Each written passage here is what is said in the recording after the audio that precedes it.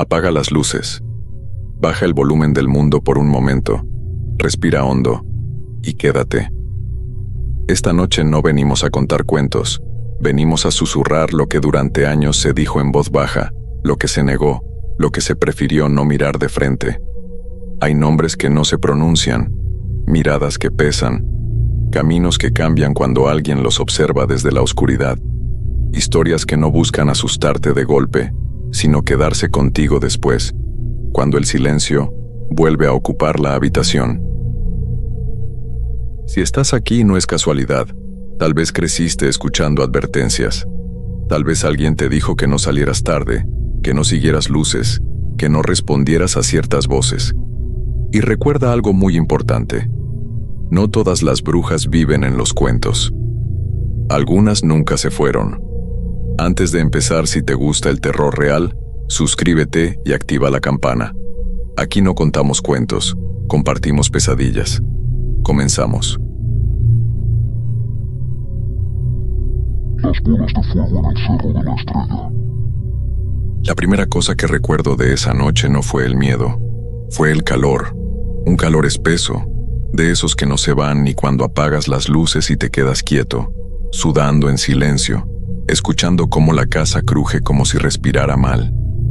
Era verano del 94, y el aire dentro de la casa de mi abuela estaba cargado con ese olor antiguo que siempre tenía, polvo tibio, jabón sote, humedad atrapada en las paredes desde quién sabe cuándo.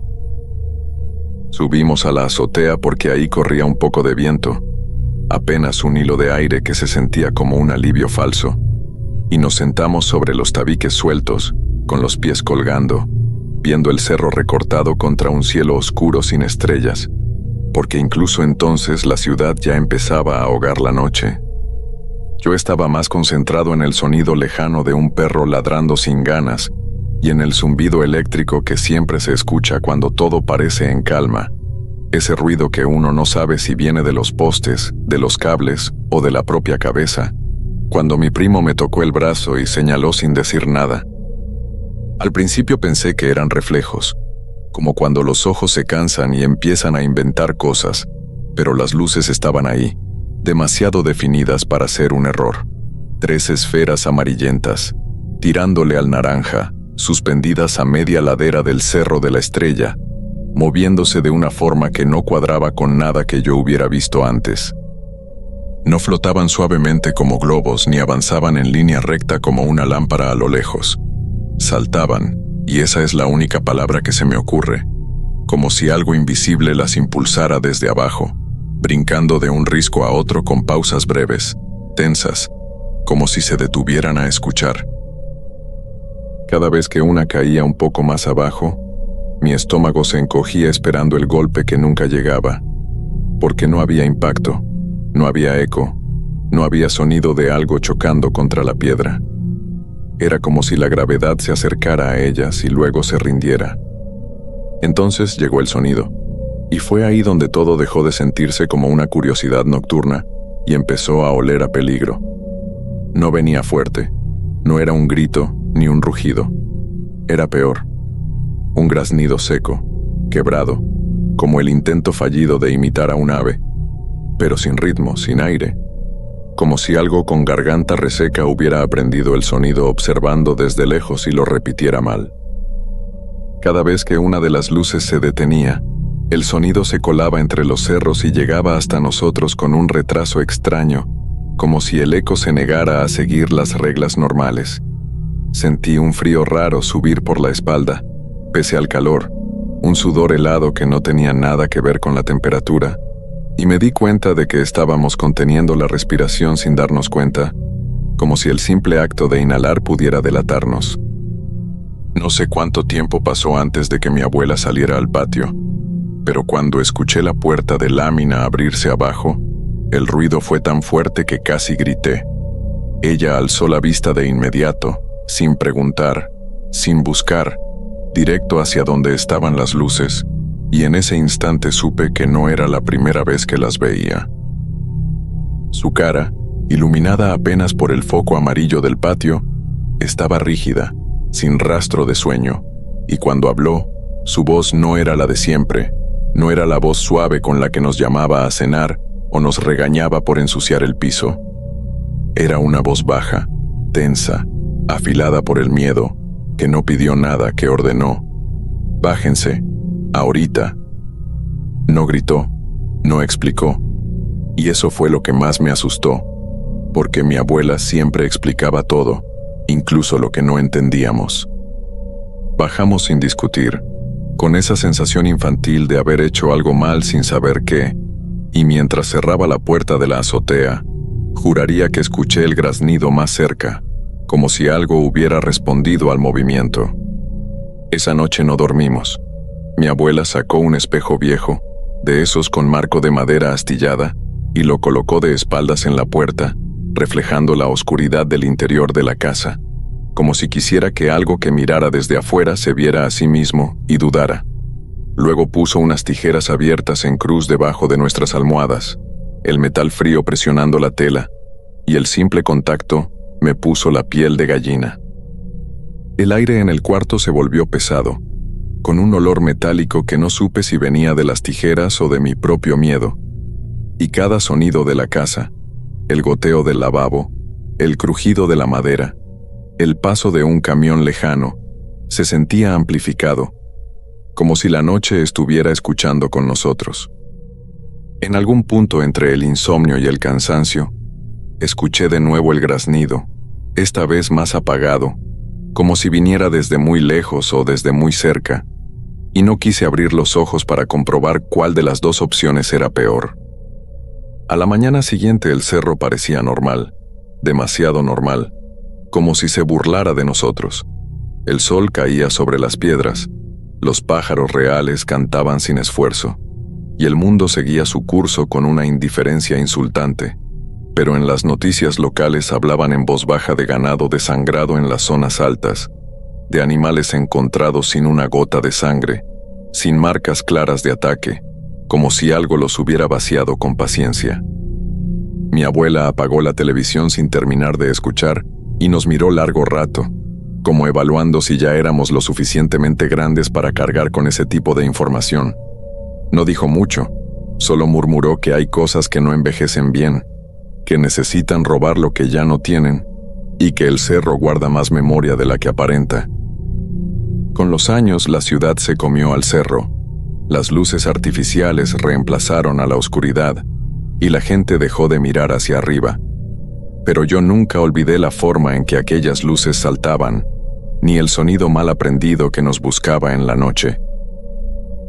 Todavía hoy, cuando paso cerca del Cerro de la Estrella y veo una luz que no debería estar ahí, recuerdo la advertencia que nunca salió en las noticias y que solo se transmite en susurros. Si alguna vez ves una luz brincando en el cerro, no la señales, no la sigas, no la nombres, porque en el momento en que lo hagas, algo sabrá que existes, y lo único que realmente teme es ser olvidada. El rastro de sangre en el tejado. La noche empezó como empiezan casi todas en el campo, sin promesas de nada. El calor del día todavía estaba atrapado en la tierra y subía en forma de vapor, ese olor húmedo a pasto pisado, a estiércol viejo, a hojas que se pudren sin hacer ruido. Me acuerdo bien porque estaba sentado en la cocina, con la luz apagada, dejando que el aire entrara por la ventana, escuchando ese silencio que solo existe lejos de la ciudad, cuando los grillos se cansan y hasta los perros se callan como si alguien les hubiera ordenado guardar respeto. No era un silencio normal, era uno pesado, espeso, como si el pueblo entero estuviera conteniendo la respiración. Fue entonces cuando escuché el golpe, seco, metálico, directo sobre las láminas del techo. No fue un ruido fuerte, pero sí definitivo, como cuando algo cae sabiendo exactamente dónde quiere caer. Pensé en un animal, claro que sí. En esta zona uno aprende a explicarse las cosas rápido para no dejar que la cabeza se vaya por caminos que no convienen. Un tlacuache, quizá, algún perro flaco, pero después vino el arrastre, lento, irregular, viscoso, como si algo pesado se desplazara sin prisa, dejando todo su peso sobre la lámina. El sonido no era de uñas ni de patas, era más bien como carne húmeda rozando metal caliente, y ahí fue cuando sentí ese escalofrío que no viene del frío, sino de la intuición. Agarré el machete casi por reflejo, no porque creyera que me serviría de algo, sino porque tenerlo en la mano me hacía sentir que todavía era dueño de mi cuerpo. La linterna vieja apenas alumbraba, su luz amarilla temblaba como si también tuviera miedo, y cuando salí al patio el aire me golpeó la cara con un olor raro, más fuerte que antes, algo agrio, parecido al azufre, mezclado con carne echada a perder. Alumbré hacia el techo esperando ver un animal asustado, algo que pudiera gritarle para que se fuera, pero lo que vi no encajaba con ninguna explicación que yo conociera. Era una mujer, o lo que alguna vez fue una.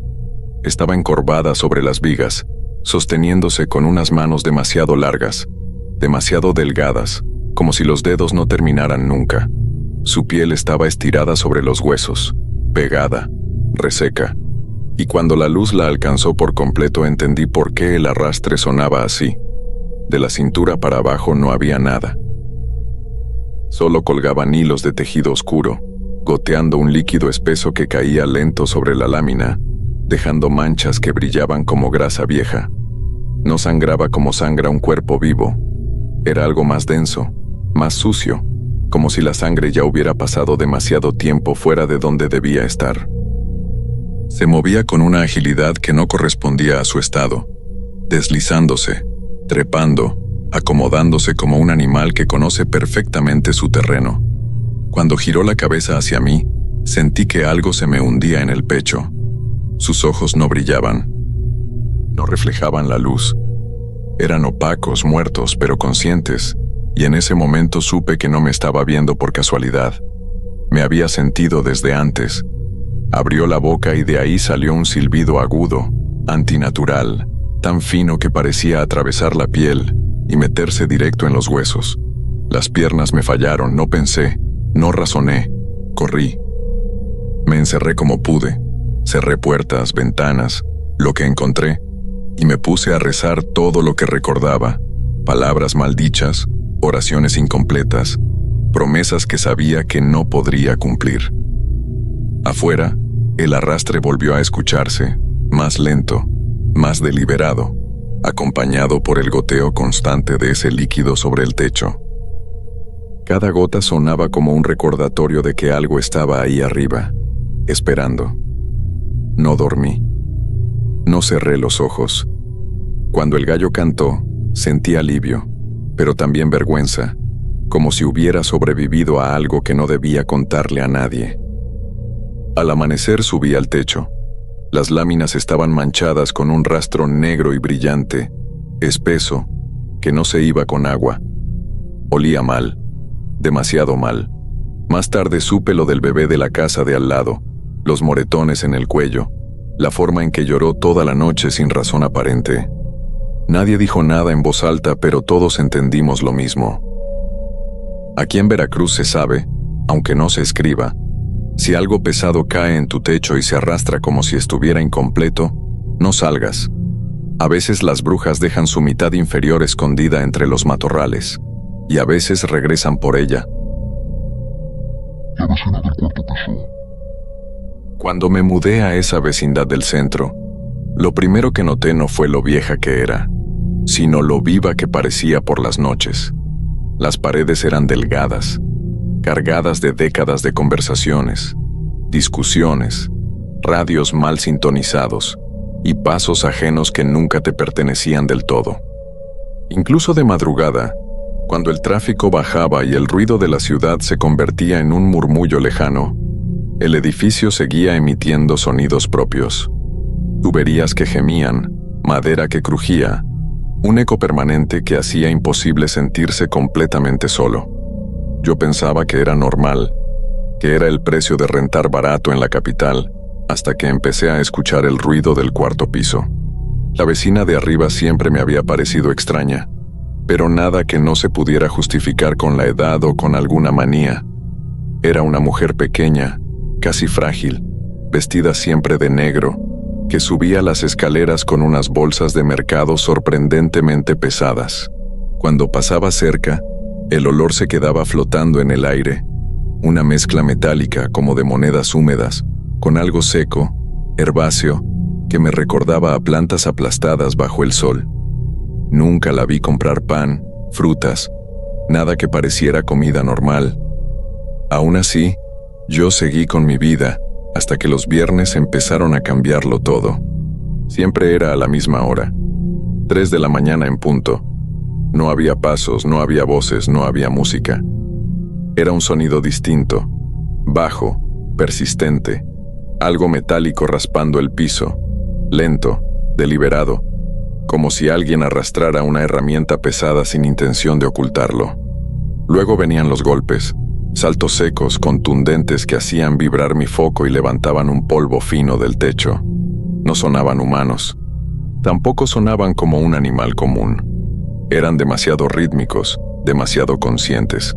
Me quedaba en la cama, sudando, escuchando cómo el ruido se repetía durante largos minutos, preguntándome qué tipo de criatura podía caber en un departamento tan pequeño, sin que nadie más pareciera notarlo. El cansancio me volvió imprudente. Una noche, después de semanas sin dormir bien, decidí subir. No llevaba nada conmigo, solo una mezcla de enojo y esa falsa valentía que te da la falta de sueño.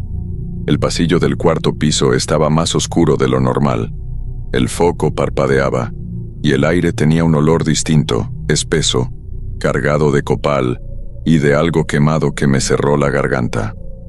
La puerta del 400 estaba entreabierta. Yo debería haberme ido en ese momento, pero la curiosidad fue más fuerte. Me acerqué despacio y miré por la rendija. El departamento estaba iluminado solo por cirios negros, decenas de ellos, derretidos hasta formar charcos espesos en el suelo. Había recipientes de barro con un líquido rojizo que reflejaba la llama de las velas como si respirara. En medio de todo, la mujer estaba sentada de espaldas en una silla, murmurando palabras que no reconocí, un idioma áspero, antiguo, que no tenía ritmo ni pausas naturales. Mientras hablaba, su cuerpo empezó a cambiar. Su espalda se arqueó con un sonido húmedo, como de articulaciones forzadas, y entonces vi cómo de sus omóplatos empezaban a brotar plumas negras, gruesas, sucias, saliendo de la piel como si siempre hubieran estado ahí esperando el momento correcto. No grité. No pude. Sentí que si hacía el más mínimo ruido, algo se daría vuelta antes de tiempo.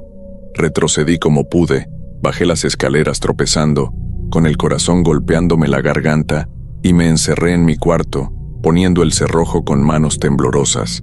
Esa noche no escuché el ruido metálico, solo silencio. Un silencio peor, expectante, como si algo supiera que yo había visto demasiado. Al amanecer abrí la puerta con miedo y encontré un pequeño bulto justo en el tapete de entrada. Sal gruesa mezclada con plumas negras, todavía tibias. No esperé explicaciones. Empaqué lo poco que tenía y me fui esa misma tarde. Desde entonces, cada vez que escucho ruidos extraños en un edificio, recuerdo algo que se dice en voz baja en esta ciudad. No todas las brujas viven en cerros o pueblos lejanos. Algunas pagan renta, usan el ruido del tráfico como camuflaje y prefieren vecinos que no hagan demasiadas preguntas sobre lo que realmente cenan. La pasajera de la carretera a Querétaro. Dicen que los que manejamos de noche nos acostumbramos a todo, pero eso es mentira. Uno no se acostumbra. Uno aprende a ignorar. Ignoras el cansancio que te arde detrás de los ojos, el zumbido constante del motor que se mete en la cabeza como un pensamiento repetido. El olor a diésel mezclado con café frío y metal caliente que ya forma parte de tu respiración. Eran casi las 3 de la mañana y la carretera a Querétaro estaba cubierta por una neblina baja, espesa, de esa que no flota, sino que se arrastra sobre el asfalto, tragándose las líneas blancas y devolviéndolas deformadas. Yo iba solo, cargando acero, toneladas de peso que hacían que cada curva se sintiera más larga, más comprometida, como si el camino estuviera probándome. Fue entonces cuando la vi. Al principio pensé que era un reflejo raro de los faros, una mancha blanca que no terminaba de formarse, pero conforme me acerqué, tomó forma humana. Una mujer caminando por el acotamiento, despacio, como si cada paso le doliera. Llevaba un vestido blanco pero no limpio, no ceremonial. Estaba roto, manchado de lodo seco, pegado al cuerpo como si pesara demasiado. No levantaba polvo al caminar. Eso fue lo primero que me incomodó. En la carretera, todo levanta algo. Siempre hay señales de movimiento. Ella no. Reduje la velocidad por instinto, por esa parte del cerebro que todavía cree en ayudar, aunque sepa que no debe. Cuando pasé junto a ella, levantó la cara y me miró. Su expresión no era de pánico ni de urgencia. Era algo más vacío, más cansado, y con una lentitud antinatural alzó la mano e hizo una señal de auxilio. No frené, no abrí la ventana. Las reglas de la madrugada son claras y están escritas con sangre ajena. Seguí de largo, pero cometí el error que todos cometemos alguna vez. Miré por el espejo retrovisor. Ella no estaba atrás. Estaba a mi lado, corriendo, o algo parecido a correr. El velocímetro marcaba 80 kilómetros por hora y, aún así, la figura se mantenía paralela a la cabina. Sus pies no tocaban el suelo, flotaban apenas unos centímetros sobre el pavimento, y sus piernas se estiraban de una forma imposible, como si no tuvieran articulaciones reales. El vestido ondeaba, pero no por el viento, sino como si algo desde adentro lo empujara. Sentí un frío seco metérseme por la nuca, un miedo puro, animal, que no da tiempo de pensar. Aceleré. El motor rugió, la carga vibró, la cabina se sacudió, y entonces escuché el golpe, seco, directo, en la ventana del copiloto. Giré la cabeza por reflejo y ahí estaba su cara, aplastada contra el vidrio. No tenía ojos, solo dos cuencas profundas, oscuras, que parecían absorber la luz del tablero. El cristal empezó a empañarse por dentro, como si el frío viniera de ella y no de la noche. Abrió la boca y no gritó. Exhaló. Un aliento que olía a humedad vieja, a plumas mojadas, a algo muerto desde hace demasiado tiempo. Sus manos golpearon la puerta. Ya no eran manos, eran garras largas, negras, que rasgaban el metal como si fuera cartón mojado. El sonido se mezcló con el motor, con el claxon que empecé a accionar sin darme cuenta, con mis propias oraciones dichas a medias, atropelladas, dirigidas a cualquier cosa que todavía pudiera escucharme. La carretera parecía interminable, las curvas se cerraban, la neblina se espesaba, y yo solo pensaba en no perder el control, en no frenar, en no mirar otra vez. Cuando crucé un puente pequeño, apenas elevado, sentí que el peso del camión cambiaba de golpe. La figura se soltó. Escuché un grito agudo, desgarrador, que se elevó por encima del rugido del motor y luego se perdió en la noche, como si la carretera misma se lo hubiera tragado. No me detuve, no miré atrás. Seguí manejando hasta que vi las luces de una gasolinera, blancas, humanas, reales. Al bajar del camión, las piernas me temblaban tanto que tuve que apoyarme en la puerta. Ahí fue cuando vi las marcas, surcos profundos, grabados en el metal del copiloto, imposibles de borrar. El olor seguía ahí, fuerte, persistente, como a pájaro muerto bajo el sol. Tardó semanas en irse. Los viejos tráileros no se rieron cuando se los conté, solo asintieron. Dicen que esas no son mujeres perdidas, son brujas de carretera, y no buscan que te detengas, buscan que pierdas el control, porque la tragedia siempre les ha alimentado mejor que cualquier otra cosa. El nido en el cerro de la Malinche. Desde que empezamos a subir, algo se sentía mal, pero nadie quiso decirlo en voz alta.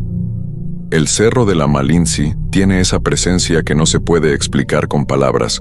No es solo grande, es antigua, y esa antigüedad se siente en el cuerpo, en la forma en que el aire se vuelve más frío sin razón, en cómo los sonidos se apagan de golpe como si alguien los absorbiera. Caminábamos de noche porque así lo habíamos planeado, convencidos de que las historias de los viejos eran exageraciones, cuentos para asustar a los que no conocen la montaña. Yo recuerdo el olor del pino húmedo, la tierra negra pegándose a las botas, el vapor de nuestra respiración saliendo espeso, como si el cerro ya nos estuviera pidiendo algo a cambio. Mientras más avanzábamos, más extraño se volvía el entorno. No había insectos, no había aves, ni siquiera el viento sonaba igual. El silencio no era ausencia de ruido, era una presión, algo que te empujaba por dentro de la cabeza. Cuando encontramos la entrada de la cueva, entendí que habíamos llegado a un lugar donde el tiempo no funcionaba como abajo. No olía a humedad ni a piedra, como cualquier cueva normal. Olía a rancio, a sangre seca, a cebo viejo, como el interior de un matadero abandonado desde hace décadas. Ese olor se pegó a la lengua, a la garganta, y tuve que tragar saliva varias veces para no vomitar. Entramos. Las linternas iluminaron apenas unos metros y lo primero que vi no lo entendí de inmediato. Pensé que eran raíces colgando del techo, hasta que la luz se detuvo un segundo más. Eran piernas humanas, docenas, colgadas de las estalactitas con hilos de una seda negra, gruesa, viscosa, que brillaba como grasa.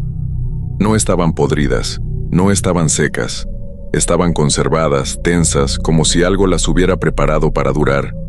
Sentí cómo el estómago se me cerraba, cómo las rodillas me temblaban, y en ese momento supe que no íbamos a salir todos de ahí. En el centro de la cueva había una fogata. No daba humo, no crepitaba. Era una llama baja, azulada, silenciosa, que no iluminaba como debería. Alrededor de ella estaban ellas, 3 figuras agachadas, con cuerpos de mujer cubiertos por un plumaje ralo, grasiento, pegado a la piel como si nunca se hubiera terminado de formar. Sus rostros eran lo peor.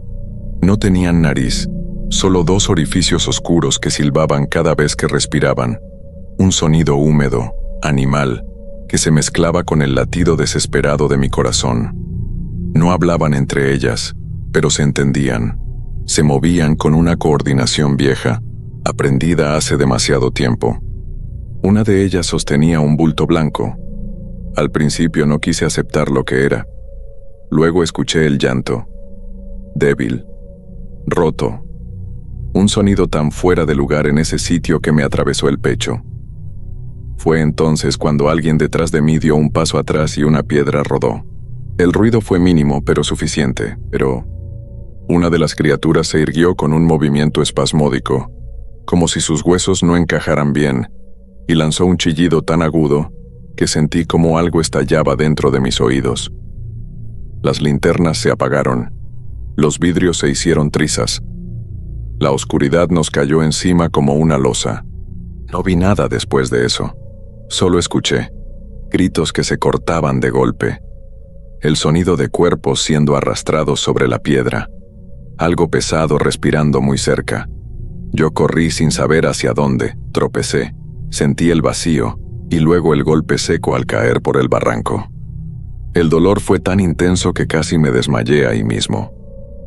Quedé oculto entre los matorrales, con la boca llena de tierra y sangre temblando, incapaz de moverme.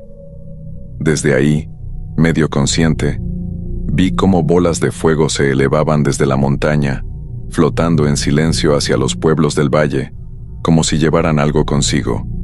Desperté horas después. Solo. Nadie más salió. Las autoridades dijeron accidente, desorientación, caída. Nunca encontraron cuerpos. Nunca encontraron la cueva. Pero en Tlaxcala, nadie me contradijo cuando conté lo que vi. Solo bajaron la mirada, porque ahí arriba, en la Malintzí, no viven mujeres, ni animales, ni monstruos. Vive un hambre antiguo, uno que aprendió a esconderse, a anidar y a esperar. Gracias por llegar hasta el final. Si algún relato te inquietó, compártelo en comentarios. Quizá tu experiencia se asemeje más de lo que imaginas. Si disfrutas estas historias, suscríbete y activa la campana para no perderte cuando el silencio hable de nuevo. Dale like si te acompañaron en la oscuridad y recuerda, algunas presencias solo aparecen cuando alguien está dispuesto a escucharlas. Nos vemos en el próximo video.